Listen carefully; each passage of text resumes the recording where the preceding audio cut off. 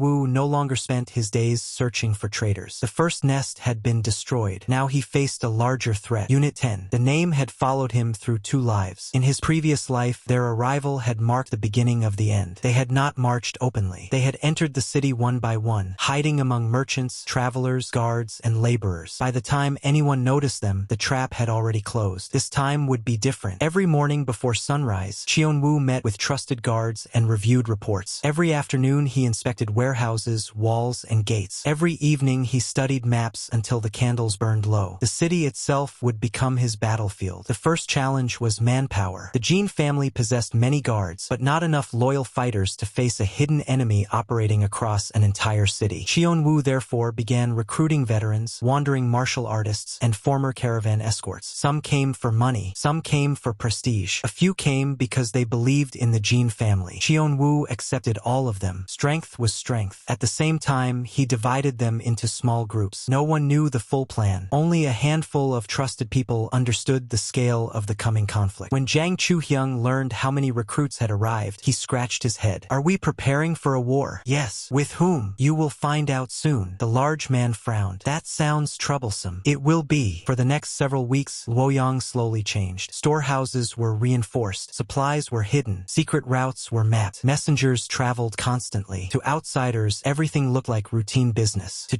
Wu, it looked like survival. One evening, a report finally arrived. The first member of Unit 10 had entered the city. Wu read the message twice, then a third time. His expression remained calm. Inside, however, old memories stirred. Burning buildings, dead family members, blood on stone floors. The future was approaching. He folded the report. Begin Phase 1. Orders spread throughout the city before midnight. Watchers were deployed. Suspicious travelers were tracked. Safe houses were were monitored. For several days nothing happened. Then another report arrived, and another. The number of infiltrators increased. Just as he remembered, Unit 10 was assembling, like pieces of a blade slowly being forged. Yet this time they were assembling beneath his gaze. The enemy believed themselves hidden. That illusion pleased him. One night a courier was captured while attempting to leave the city. The man carried coded instructions. Most people could not read them. Xiongwu could. Years of hunting Shadow Kill Squad had taught him their methods. The message confirmed his fears. The attack was not months away. It was weeks away. The pace of preparation accelerated. Training grounds remained active late into the night. Weapons were distributed. Emergency plans were rehearsed repeatedly. Even Yu Haiyan, usually calm and composed, began to realize the seriousness of the situation. "Young master," he said one evening, "are we truly facing such a dangerous enemy?" Xiongwu looked toward the city walls. "Yes. Can we win?" A long silence followed. Finally he answered, "We must." Failure was not an option. He had already witnessed what failure looked like. Several days later, the first direct clash occurred. A patrol reported suspicious activity near a warehouse district. Xiongwu personally led the response. The fight was brief, fast, brutal. 3 enemy operatives were killed. 1 escaped. For most of the guards, it seemed like a minor incident. Xiongwu knew better. Unit 10 had begun testing defenses. The war had started. After the battle, he stood alone beside the bodies. They wore ordinary clothing. Nothing distinguished them from common travelers. That was the true danger. Anyone could be an enemy. Any smile could hide a knife. Any conversation could conceal a trap. The following week brought more violence. 2 ambushes, poisoned messenger, an attempted assassination. Every attack failed. Yet each success came with a price. Several loyal guards died. Men who should have lived. Men who had families waiting at home. Xiongwu attended every funeral. He memorized every name. The burden of command grew heavier, but he did not waver. Not anymore. The enemy had stolen enough from him. As summer approached, the tension across Luoyang became impossible to ignore. Rumors spread. Merchants whispered. Travelers altered routes. People sensed something was coming. They simply did not know what. One stormy night, another message arrived. This one contained information Xiongwu had been waiting for. The main force of Unit 10 had entered Luoyang. Not scouts, not messengers. The real enemy. For several moments he stared at the report. Then he smiled. A cold smile. The kind that frightened even experienced warriors. Zhang Chuhyang saw it and immediately took a step back. Whenever you smile like that, someone suffers. Good. Good for whom? For us. The giant warrior sighed. That answer worries me. Xiongwu folded the report. The time for preparation was ending. The time for battle was beginning. Outside, thunder rolled across the sky. Inside, dozens of oil lamps illuminated maps covering an entire wall. Red marks indicated enemy sightings. Black marks indicated loyal forces. The city had become a giant board. Every piece was moving. Every decision mattered. Xiongwu studied the map until dawn. At sunrise, he finally placed a finger on one location. An abandoned compound near the northern district. The enemy gathering point. The heart of their operation. At last, he had found it. His eyes narrowed. Unit 10 believed they had entered Luoyang unnoticed. They believed the Jin family remained blind. They believed victory was inevitable. Soon they would learn otherwise. Soon the hunters would discover they had become the hunted. The news spread quietly through Luoyang. Officially, nothing had happened inside the Jin family estate. Merchants continued their business. Caravans entered and departed. Servants worked as usual. Yet beneath the calm surface, preparations had begun. Jin Xiongwu no longer spent his days searching for traitors. The first nest had been destroyed. Now he faced a larger threat. Unit 10. The name had followed him through 2 lives. In his previous life, their arrival had marked the beginning of the end. They had not marched openly. They had entered the city one by one, hiding among merchants, travelers, guards, and laborers. By the time anyone noticed them, the trap had already closed. This time would be different. Every morning before sunrise, Xiongwu met with trusted guards and reviewed reports. Every afternoon he inspected warehouses, walls, and gates. Every evening he studied maps until the candles burned low. The city itself would become his battlefield. The first challenge was manpower. The Jin family possessed many guards, but not enough loyal fighters to face a hidden enemy operating across an entire city. Xiongwu therefore began recruiting veterans, wandering martial artists, and former caravan escorts. Some came for money. Some came for prestige. A few came because they believed in the Jin family. Xiongwu accepted all of them. Strength was strength. At the same time, he divided them into small groups. No one knew the full plan. Only a handful of trusted people understood the scale of the coming conflict. When Zhang Chuhyang learned how many recruits had arrived, he scratched his head. Are we preparing for a war? Yes. With whom? You will find out soon. The large man frowned. That sounds sounds troublesome. It will be. For the next several weeks, Luoyang slowly changed. Storehouses were reinforced. Supplies were hidden. Secret routes were mapped. Messengers traveled constantly. To outsiders, everything looked like routine business. To Cheonwoo, it looked like survival. One evening, a report finally arrived. The first member of Unit 10 had entered the city. Cheonwoo read the message twice, then a third time. His expression remained calm. Inside, however, old memories stirred. Burning buildings, dead family members, blood on stone floors. The future was approaching. He folded the report. Begin Phase 1. Orders spread throughout the city before midnight. Watchers were deployed. Suspicious travelers were tracked. Safe houses were monitored. For several days, nothing happened. Then another report arrived, and another, and another. The number of infiltrators increased. Just as he remembered, Unit 10 was assembling, like pieces of a blade slowly being forged. Yet this time they were assembling beneath his gaze. The enemy believed themselves hidden. That illusion pleased him. One night, a courier was captured while attempting to leave the city. The man carried coded instructions. Most people could not read them. Cheonwoo could. Years of hunting Shadow Kill Squad had taught him their methods. The message confirmed his fears. The attack was not months away. It was weeks away. The pace of preparation accelerated. Training grounds remained active late into the night. Weapons were distributed. Emergency plans were rehearsed repeatedly. Even Yu Haiyan, usually calm and composed, began to realize the seriousness of the situation. "Young master," he said one evening, "are we truly facing such a dangerous enemy?" Cheonwoo looked toward the city walls. "Yes. Can we win?" A long silence followed. Finally he answered, "We must." Failure was not an option. He had already witnessed what failure looked like. Several days later, the first direct clash occurred. A patrol reported suspicious activity near a warehouse district. Cheonwoo personally led the response. The fight was brief, fast, brutal. 3 enemy operatives were killed. One escaped. For most of the guards, it seemed like a minor incident. Cheonwoo knew better. Unit 10 had begun testing defenses. The war had started. After the battle, he stood alone beside the bodies. They wore ordinary clothing. Nothing distinguished them from common travelers. That was the true danger. Anyone could be an enemy. Any smile could hide a knife. Any conversation could conceal a trap. The following week brought more violence. 2 ambushes, poisoned messenger, an attempted assassination. Every attack failed. Yet each success came with a price. Several loyal guards died. Men who should have lived. Men who had families waiting at home. Cheonwoo attended every funeral. He memorized every name. The burden of command grew heavier. But he did not waver. Not anymore. The enemy had stolen enough from him. As summer approached, the tension across Luoyang became impossible to ignore. Rumors spread. Merchants whispered. Travelers altered routes. People sensed something was coming. They simply did not know what. One stormy night, another message arrived. This one contained information Cheonwoo had been waiting for. The main force of Unit 10 had entered Luoyang. Not scouts, not messengers. The real enemy. For several moments he stared at the report. Then he smiled. A cold smile. The kind that frightened even experienced warriors. Jang Chuhyung saw it and immediately took a step back. Whenever you smile like that, someone suffers. Good. Good for whom? For us. The giant warrior sighed. That answer worries me. Cheonwoo folded the report. The time for preparation was ending. The time for battle was beginning. Outside, thunder rolled across the sky. Inside, dozens of oil lamps illuminated maps covering an entire wall. Red marks indicated enemy sightings. Black marks indicated loyal forces. The city had become a giant board. Every piece was moving. Every decision mattered. Cheonwoo studied the map until dawn. At sunrise, he finally placed a finger on one location. An abandoned compound near the northern district. The enemy gathering point. The heart of their operation. At last, he had found it. His eyes narrowed. Unit 10 believed they had entered Luoyang unnoticed. They believed the Jin family remained blind. They believed victory was inevitable. Soon they would learn otherwise. Soon the hunters would discover they had become the hunted. The first death happened before sunrise. A sentry on the north wall saw a merchant cart approaching the gate. The driver waved lazily, shouted an ordinary complaint about the cold, and smiled at the guards as if he had done this route 100 times before. Nothing about him looked dangerous. Nothing about the cart looked suspicious. That was precisely why the arrow struck his throat before he could finish speaking. The cart burst open. 2 men climbed out of the false floor. Another 4 dropped from beneath the sacks of grain. Hidden blades flashed in the dim light. The guards had only a second to understand what they were seeing before blood sprayed across the gate. The signal bell rang across the northern district. Jin Cheonwoo was already awake. He had slept in his clothes. That alone told Jang Chuhyung everything he needed to know. Again, the big man muttered as he shoved open the door. Cheonwoo was already fastening his belt. The north gate. Jang Chuhyung cursed and reached for his weapon. "You really really make war sound ordinary. It is ordinary, Xiongwu said. They're just late. By the time they reached the gatehouse, the first wave of enemy fighters was already inside the outer district. The street was chaos. Merchants were running. Lanterns were falling. Guards were shouting orders in voices that could not be heard over the sound of steel. And beneath the noise, Xiongwu heard something else. The pattern, the rhythm of the attack. Not wild, not desperate, disciplined. Unit 10. He had heard those steps before in another life. A spear thrust came from the left. He turned his shoulder, let the blade pass, and answered with a cut that opened the attacker's face from cheek to jaw. Another enemy rushed in from behind. Zhang Chuhyung intercepted him with a punch that shattered the man's ribs and sent him crashing through a wooden stall. Stay close, Xiongwu shouted. You think I'm going anywhere without you? Zhang Chuhyung barked back. 3 more enemies emerged from the smoke. Xiongwu's eyes sharpened. One of them moved too smoothly, too economically. His footing was not that of a hired killer. It was trained, refined. A man who had spent years learning how to kill in silence. A member of Unit 10. Xiongwu rushed forward first. The man drew a short blade from his sleeve, but Xiongwu had already read the motion. He slipped inside the cut, drove his shoulder into the man's chest, and slammed the hilt of his sword into his throat. The assassin collapsed gasping. Capture him, Xiongwu ordered. But before the guards could reach him, the assassin bit down on something hidden in his mouth. His body convulsed. Then he went still. Poison. Xiongwu stared at the corpse with cold eyes. Even now they were willing to die for secrecy. The attack spread outward through the district. Fire arrows landed in warehouses. Hidden agents cut loose horses. 2 storehouses began to burn. By the time the sun lifted above the rooftops, the northern quarter looked like a battlefield, not a city street. Yu Haiyan arrived with reinforcements and immediately began assigning squads. His face was pale, but his voice was steady. Seal the lanes. No one enters or exits without inspection. Search every roof. Take the wounded to the eastern courtyard. Xiongwu did not interrupt him. He only watched the streets and listened. The enemy was testing them, probing for weak points, searching for panic. He would not give them any. At midday, the second strike came. This one was quieter. 3 men dressed as laborers entered the central grain warehouse under the cover of routine delivery work. They killed the clerk at the counter and opened a hidden panel in the floor. Beneath the warehouse lay a tunnel that connected to the old drainage system. The moment Xiongwu was informed, he understood the enemy's objective. They were not merely attacking. They were infiltrating the city from beneath. He personally descended into the tunnel with 5 trusted guards and Zhang Chuhyung behind him. The air below was damp, stale, and reeked of mold. Torchlight flickered against the stone walls. The narrow passage twisted in 2 directions, and on the floor lay the fresh footprints of men who had only just passed through. Split? Zhang Chuhyung asked. No, Xiongwu pointed ahead. They want us to hesitate, and so he walked straight through the center. 2 enemies came at him from a side passage. He cut the first down before the man could raise his arm. The second tried to flee deeper into the tunnel, but Zhang Chuhyung sprinted after him like a charging beast and smashed him against the wall with both hands. Bones cracked. The man slid down without a sound. They found the hidden chamber 15 steps later. Inside were maps of Luoyang, routes, guard rotations, supply schedules, names. So many names. Yu Haiyan's expression tightened when he saw them. They've been collecting this for weeks. Longer, Xiongwu said. He saw another sheet beneath the others. A list of families, merchants, innkeepers, minor officials, people who had already been bought, blackmailed, or replaced. The scale of the operation was larger than even he had expected. The enemy had prepared patiently, but patience could only carry them so far. The hidden chamber was burned before dawn. 2 days later, the real trap began. Xiongwu spread false information through a chain of trusted intermediaries. The message was simple. The Jin family would move a secret convoy through the western road before midnight, carrying documents and silver. Only a small escort would be present. It was a lie, but it was a believable lie. Unit 10 took the bait. At the appointed hour, a convoy moved through the western road. The enemies struck from the rooftops, from alleys, from behind shuttered doors. Swords flashed in the moonlight. Horses screamed. The first wagon exploded when a hidden fire talisman ignited the oil inside it. Then Xiongwu gave the signal. The wagons broke open. Not silver, not documents. Armed guards, bowmen on the roofs, iron chains hidden in the wheels. The street turned into a cage. Unit 10 realized the ambush too late. Xiongwu stepped into the center of the road and met the leader of the assault. The man wore no mask. His face was pale and sharp, like a blade carved from frost. He looked younger than Xiongwu expected, but the calm in his eyes was wrong. It was the calm of someone who had killed too many people to be moved by blood. You are Jin Xiongwu, the man said. Xiongwu answered with his sword half-drawn. And you're here to die. The man smiled slightly. You know our methods better than most. I know enough. The fight began immediately. The leader's blade was fast, but not reckless. Every strike aimed for a vital point. Every retreat invited pursuit. Every pause was designed to lure the opponent into a mistake. In another life, this man would have been nearly impossible to defeat. But Qianwu had already fought men like him. He had died among men like him. He knew how they breathed before they killed. He knew the exact instant they shifted weight from rear foot to front. He knew the tiny pause in the shoulders before the wrist struck. He read the pattern and moved ahead of it. Steel rang in the night. Sparks scattered across the stones. Twice the leader tried to break Qianwu's guard. Twice he failed. Then Zhang Chuhyang crashed into the flank of the enemy formation and sent 2 assassins flying with one sweeping blow. "Did you miss me?" he roared. No one answered. They were too busy dying. The Western Road battle ended just before dawn. When the smoke cleared, the Jin family had won. But the price was high. 3 guards dead, 16 wounded, 1 warehouse burned to the ground. And yet Qianwu did not feel relief, because this was only the beginning. The next night he learned why. The captured infiltrator finally spoke. Not willingly, not in full, but enough. Unit 10 had not entered Luoyang alone. Someone inside the city had provided them with lodging, supplies, and schedules. Someone had helped them avoid patrols. Someone had been preparing the city from the inside for months. Qianwu's expression did not change when he heard it, but his fingers tightened around the edge of the table. "Who?" Yu Haiyan asked. The prisoner laughed weakly through broken teeth. "You still think this is only about one family?" Before anyone could stop him, he bit down on poison hidden in his gums and died. Again silence. Again the same answer. The enemy preferred death to confession. Qianwu rose from his seat. "Gather everyone." That evening, the whole estate went still. Lanterns were lit across the courtyards. Guards formed a ring around the main hall. The air itself felt tense, as if even the wind knew something terrible was approaching. Qianwu stood before the gathered warriors and servants, his blood-stained sword hanging at his side. "Unit 10 is here," he said. "They have killed our people. They have entered our city. They believe we are already half dead." No one spoke. "Tonight," he continued, "we show them what it means to fight inside the Jin family." The answer came as one voice. "Understood." The final assault began under a moonless sky. Enemy agents attacked from 3 directions at once. One group targeted the gates. One moved toward the rear storehouses. Another attempted to create chaos in the servant quarters, hoping to break morale and force the guards to split. It would have worked against an ordinary family, but Qianwu had already prepared for this night. Hidden fire pits ignited on command. Iron bars dropped from the roofs. Crossbow fire cut down the first wave. Zhang Chuhyang led a charge through the center and crushed a squad of assassins with raw force. Yu Haiyan coordinated the evacuation of civilians and kept the wounded from being trampled. Loyal guards moved like a single body, cutting off every route the enemy tried to use. Qianwu himself went straight for the center. He had seen the pattern. The real command point was not the largest force. It was the quietest one. He broke through 2 lines of enemies and entered a side corridor lined with lanterns. There, in the shadow of the inner wall, stood the true controller of the night's attack, a middle-aged man with a scar beneath one eye. The man's expression changed when he saw Qianwu. Not fear, recognition. "So the rumors were true," the man said. "You really remember more than you should." Qianwu raised his sword. "You were there in my previous life." The man did not answer. Qianwu's voice became colder. "You were one of the hands that destroyed my family." At that, the man finally smiled. "That old story still matters to you?" Qianwu stepped forward. "It matters enough for me to kill you." The duel was vicious. The scarred man fought like someone who had survived by brutality rather than elegance. He had power, speed, and experience. Several times his blade came close to Qianwu's throat. Several times Qianwu escaped by the width of a breath. Then, at the exact moment the man overcommit, Qianwu cut across his wrist, drove the blade through his shoulder, and sent him crashing into the wall. The enemy commander laughed through blood. "Too late," he whispered. Qianwu frowned. Before the man could speak again, an explosion shook the far end of the estate. A second fire. No, a signal. Qianwu turned. Far beyond the main courtyard, a pillar of smoke rose into the night. The enemy had failed here, but somewhere else, another part of the plan had already begun. The scarred man coughed and smiled with broken teeth. "We only came to test you." Qianwu did not reply. He drew his sword back once and ended the man's life. Then he stood in the corridor, listening to the battle still raging outside. The final phase of the night ended before dawn. The invading force was shattered. The hidden cell operating inside the estate was annihilated. The main street of Luoyang lay littered with weapons, blood, and burned debris. The Jin family had survived the assault, yet victory felt strangely hollow, because Qianwu knew this was not the end. When the sun rose, he received the report that explained everything. Several captured documents had been recovered from the dead enemies. Among them was a shipment record, a route list, and one familiar phrase written in code. A phrase that made even Yu Haiyan go silent. The Magatama. Qianwu read the word once, then again, and finally understood. Unit 10 had not come only to destroy the Jean family. They had come to find something inside it, something hidden deep enough that even the previous search had failed. The true objective had never changed. The war was larger than Luoyang, larger than a single cell, larger than a single family. Qianwu looked toward the distant horizon, where smoke still drifted above the city. The enemy had been driven back. The immediate threat was gone, but now he knew the shape of the greater shadow behind it. He sheathed his sword. Then he smiled, faint and cold. "Good," he murmured. "Now I know where to cut next." The word refused to leave his mind. Magatama. Jin Qianwu had heard it countless times during his previous life. Sometimes it appeared in intercepted messages. Sometimes in the final words of dying enemies. Sometimes in rumors whispered by frightened survivors. Yet nobody had ever explained what it truly was. Not even the people who died searching for it. The morning after the battle against Unit 10, the estate remained unnaturally quiet. Workers repaired damaged walls. Servants cleaned bloodstains from stone courtyards. Funeral preparations had already begun. Victory carried a price. It always did. Qianwu stood alone in a study examining the recovered documents. Maps, codes, lists of names. Most of it was useless. Then he found a sentence written in a different hand. Primary objective remains unchanged. Recover the Magatama at all costs. Not destroy, not steal wealth, not assassinate. Recover. The wording bothered him. Someone believed the artifact already belonged to them. Someone believed the Jean family had taken it, which raised a more important question. How had the Jean family obtained it in the first place? A knock sounded. Yu Haiyan entered carrying another stack of reports. "We finished interrogating the remaining prisoners. Anything useful?" The manager hesitated. "Only one thing." Qianwu looked up. They all believed the Magatama was hidden somewhere inside the estate. Silence followed. Then Qianwu slowly nodded. That matched everything he knew. The enemy had infiltrated the family for decades. They had spent enormous resources. They had sacrificed entire cells. No organization would do that for ordinary treasure. The Magatama was worth more than gold. Far more. By afternoon he stood before the ancestral archives. The building was older than any other structure in the estate. Many family heads had expanded it over the centuries. Most people avoided it. Too many records, too much dust, too little excitement. For Qianwu it felt different. History hid answers, and answers won wars. The old archivist nearly fainted when he requested access to restricted documents. You wish to review records from 200 years ago?" "Yes." "Why?" "Curiosity." The old man looked unconvinced. Fortunately, rank ended arguments. Within minutes, ancient ledgers, journals, and travel logs covered an entire table. Qianwu began reading. Hours passed, then more. Most records proved useless. Trade agreements, marriage arrangements, property disputes, nothing connected to the artifact. Just as he considered leaving, a single name caught his eye. Jin Musong, a family head from nearly 2 centuries earlier. The journal described an expedition beyond the western frontier. Officially, it had been a trade mission. Unofficially, it looked like something else entirely. The expedition had included martial artists, scholars, cartographers, and several men whose occupations were never recorded. The journey lasted nearly 2 years. When Jin Musong returned, he brought an object described only as the heavenly tear. Qianwu's eyes narrowed. The journal continued. 3 months after returning, 4 separate assassination attempts targeted the family. A year later, an unknown organization launched a coordinated attack against multiple Jean family caravans. The pattern looked familiar. Too familiar. Someone had been searching for the artifact long before Shadow Kill Squad existed. Or perhaps Shadow Kill Squad had existed far longer than anyone realized. The discovery changed everything. The Magatama was not the cause of a recent conflict. It was the center of a war that had lasted generations. That night, Qianwu climbed to the roof of the archive building. The city stretched beneath him, calm, peaceful, unaware. Zhang Chuhyang eventually found him there. "I knew you'd be somewhere gloomy." Qianwu ignored the comment. The large man sat beside him. For several moments, neither spoke. Finally, Zhang Chuhyang asked, "What's bothering you?" "The enemy. Again. Always." The warrior sighed dramatically. "Can I at least know why?" Qianwu considered the question, then answered honestly, "Because I think we've been fighting the wrong war." That finally caught his attention. "What does that mean?" "It means Unit 10 wasn't the real threat." The words lingered between them. Even saying them aloud felt dangerous. Unit 10 had nearly destroyed the family, yet they had merely been a weapon. Someone else had forged it. Someone else had aimed it. Someone else had given the orders. For the first time, Qianwu understood how large the shadow truly was. The following week brought another breakthrough. One of the recovered codes matched a ledger discovered in the archives. The connection revealed a hidden chain of communication. Names began appearing. Merchants, officials, officials, clan leaders, people spread across multiple provinces. Some were dead, some were powerful, all were connected. The network stretched far beyond Luoyang. Yu Haiyan stared at the compiled list in disbelief. This isn't an organization. No, Qianwu agreed. It's a system. That realization frightened him more than any assassin. Systems survived failure. Systems adapted. Destroying one branch accomplished little. To end the threat permanently, he would need to reach the core. Days later, another discovery arrived. A hidden compartment inside the archive. The mechanism had been concealed behind a carved panel. Even knowing where to look, opening it proved difficult. Inside lay only 3 objects: a sealed letter, an old map, a black stone pendant. The pendant instantly drew his attention. Smooth, dark, cold. Even after centuries, the shape resembled descriptions found in several journals. Not the Magatama itself, but something connected to it. His pulse quickened. At last, a real clue. The sealed letter proved even more valuable. It had been written by Jin Musong himself. The handwriting was faded but readable. The contents changed everything. The artifact had never belonged to the Jin family. It had been entrusted to them, guarded, hidden, protected. The letter contained a warning. If the artifact were ever reclaimed by the wrong hands, countless people would die. No explanation followed. No details. Only the warning. Yet the urgency behind the words felt genuine. Qianwu read the letter 3 times, then a 4th. Each reading produced more questions and fewer answers. For several days he barely slept. The puzzle consumed him. Every clue pointed toward the same conclusion. Shadow Kill Squad was not hunting wealth. They were hunting inheritance. Something ancient, something powerful, something capable of motivating generations of conflict. Then the crisis arrived. Not from the enemy, from within. A messenger reached Luoyang shortly before dawn. The rider collapsed from exhaustion. His horse nearly died beneath him. The message he carried came from one of the family's distant branches. An entire caravan had vanished. No survivors, no witnesses, no bodies, only burned wagons. Qianwu read the report silently, then placed it beside the others. The pattern had returned. The wider network was moving. The moment he finished speaking with the messenger, another report arrived. Then another. A warehouse destroyed. Courier missing. A merchant contact murdered. Different locations. Same methods. The enemy was retaliating. Not openly. Not dramatically. Methodically. Like a predator testing prey. Zhang Chuhyang slammed a fist into the table. Let's just find them and kill them. Qianwu almost smiled. A simple solution. An impossible one. Not yet, because now he finally understood the truth. The men who had attacked Luoyang, the spies, the assassins, even Unit 10, none of them stood at the top. Someone else remained hidden. Someone powerful enough to command entire organizations. Someone patient enough to manipulate events across generations. Someone who still believed the Magatama would eventually become theirs. That person had ordered the destruction of his family in the previous life. That person still lived. And for the first time since returning to the past, Qianwu possessed a path leading directly toward them. He stood before the window as dawn illuminated the city. The repaired rooftops, the rebuilt walls, the people beginning another ordinary day. Everything seemed peaceful, yet he could feel the storm gathering beyond the horizon. The war for Luoyang was over. The war for the Magatama had only just begun. Qianwu closed his eyes, then opened them again. Cold determination replaced uncertainty. Unit 10 was dead. The hidden cells were broken. The first battlefield belonged to him. Now he would begin hunting the people responsible for the entire conspiracy. Not their servants, not their soldiers, not their agents, the masters. And when he found them, he would make them regret every drop of blood they had spilled. For 2 lifetimes he had followed shadows. Now the shadows finally had names. The first name on the list died before sunset. Not by Qianwu's hand, not by a sword. Fear killed him. The merchant collapsed while attempting to flee Luoyang. Witnesses claimed he looked over his shoulder repeatedly, as if someone invisible was following him. By the time guards reached him, blood leaked from his mouth and his heart had already stopped. When the report arrived, Jin Qianwu read it twice. Then he placed it beside the growing stack of documents. The enemy was cleaning its own house. That meant he was getting close. The weeks following the discovery of the Magatama network became a silent war. There were no grand battles, no burning districts, no armies, only disappearances, assassinations, interrogations, and information. Every day another piece of the puzzle emerged. A caravan master secretly financing Shadow Kill Squad, a provincial official accepting coded messages, a merchant guild laundering money through hidden accounts. Individually they seemed unrelated. Together they formed a machine that had operated for generations. Yu Haiyan stared at the evidence covering an entire wall. I still don't understand how something this large remained hidden. Qianwu looked at the names. Because people only see what they expect to see. Most men expected enemies to arrive 5 carrying swords. Few noticed enemies carrying ledgers. The first target was a financier named Seo Minguk. For 20 years, he had quietly moved resources across multiple provinces. No one suspected him. His reputation was spotless. His business successful. His family respected. The perfect disguise. Unfortunately for him, Qianwu already knew where to look. The operation began at midnight. 3 teams entered his estate simultaneously. One seized documents. One captured servants. One blocked escape routes. Seo Minguk attempted to flee through a hidden tunnel. Zhang Chuhyung dragged him back by the ankle. The man screamed all the way to the interrogation room. 3 days later, he confessed, not because of torture, because he realized his masters had already abandoned him. The confession revealed 5 more names, then 9, then 14. The hunt accelerated. By midsummer, Shadow Kill Squad had lost dozens of safe houses. Entire communication routes vanished. Couriers disappeared. Supply chains collapsed. For the first time in decades, the organization was being forced backward. Qianwu felt no satisfaction. Not yet. Every victory revealed another layer, another hidden supporter, another invisible hand. The deeper he dug, the older the conspiracy appeared. One evening, a coded letter arrived from a captured courier. Unlike previous messages, this one contained a symbol Qianwu had never seen before, a black circle. Inside it, a single silver line. The moment he showed it to the surviving informants, their faces turned pale. That reaction alone made the symbol valuable. "What is it?" Qianwu asked. No one answered. Zhang Chuhyung slammed a fist into the table. The wood cracked. "Answer him." Finally, one prisoner spoke. "The council." The room fell silent. Even saying the name seemed difficult. According to the prisoner, Shadow Kill Squad was merely a weapon. The true authority belonged to a hidden leadership known only as the council. No one knew how many members existed. No one knew their real identities. Only that every major operation eventually traced back to them. Qianwu remained silent for several moments. Then he smiled. For the first time, he had a target. Not an army, not a network, a leadership, something he could destroy. The following months became the most dangerous period of his second life. The council finally reacted. Assassins appeared repeatedly. Some attacked openly. Others used poison. Twice arrows struck his room after midnight. Once an entire bridge collapsed while he was crossing it. Only preparation and caution kept him alive. Even then, the losses mounted. Several trusted guards died. A messenger vanished. One of the family's distant allies was found murdered. The enemy had decided to strike back hard. Zhang Chuhyung became impossible to shake. The giant practically slept outside Qianwu's door. "You're becoming annoying," Qianwu told him. "Good. I can protect myself." "I know." "Then why are you still here?" Zhang Chuhyung shrugged. "Because if something happens to you, everyone will blame me." The answer was ridiculous, which meant it was probably sincere. Autumn arrived. Leaves turned gold. The war continued. Then came the breakthrough. A captured accountant. An insignificant man. Forgettable. Ordinary. Exactly the kind of person nobody noticed. Yet he carried records. Thousands of transactions. Bribes. Payments. Hidden accounts. Most importantly, locations. For 3 nights, Qianwu studied the documents. By dawn on the 4th day, he finally found it. The Central Archive. A hidden repository used by the council. The place where generations of records had been gathered. The heart of the machine. Destroy it and decades of secrecy would vanish. The operation required everything they had. 200 fighters, trusted scouts, veteran escorts. Even Yu Haiyan personally supervised logistics. No one slept much before departure. Everyone understood the importance. Failure would allow the council to disappear again. Success would expose them. The journey lasted 4 days. The archive was hidden deep in the mountains, protected by terrain more than walls. The defenders believed themselves safe. They were wrong. Qianwu launched the assault before sunrise. The first arrows struck the watchtowers. The second wave shattered the gates. Then the fighting began. Unlike previous enemies, these defenders were trained, disciplined, fanatical. They fought without fear, without hesitation, without retreat. The battle lasted nearly 6 hours. Blood-covered stone paths. Bodies filled courtyards. Twice the attackers were forced back. Twice they advanced again. At the center of the complex stood a stone hall. The archive, the objective. Qianwu reached it shortly before noon. Inside waited the strongest defender he had faced since returning to the past. An elderly swordsman, gray-haired, calm, terrifying. The old man looked at him with strange curiosity. "So you're the one causing all this trouble, and you're standing in my way." The swordsman laughed softly. "You remind me of someone." Qianwu did not answer. The duel began. The old man was fast, far faster than his age suggested. Every movement carried decades of experience. 3 times their blades collided. 3 times sparks flew. The 4th exchange nearly killed Qianwu. Only a desperate step backward saved him. For the first time in months, genuine danger filled the air. The old man smiled. "Good." Xiongwu hated that smile. It belonged to someone enjoying the fight. The duel continued, minute after minute, strike after strike. Finally, experience met determination. The old man made a mistake. Tiny, almost invisible. Enough. Xiongwu's blade slipped past the defense and pierced his chest. Silence followed. The old swordsman looked down, then back up. Strangely, he seemed relieved. "You've forced them into the light," he whispered. "What?" Blood touched his lips. "The council will never forgive this." Then he died. The words lingered. Xiongwu stared at the body.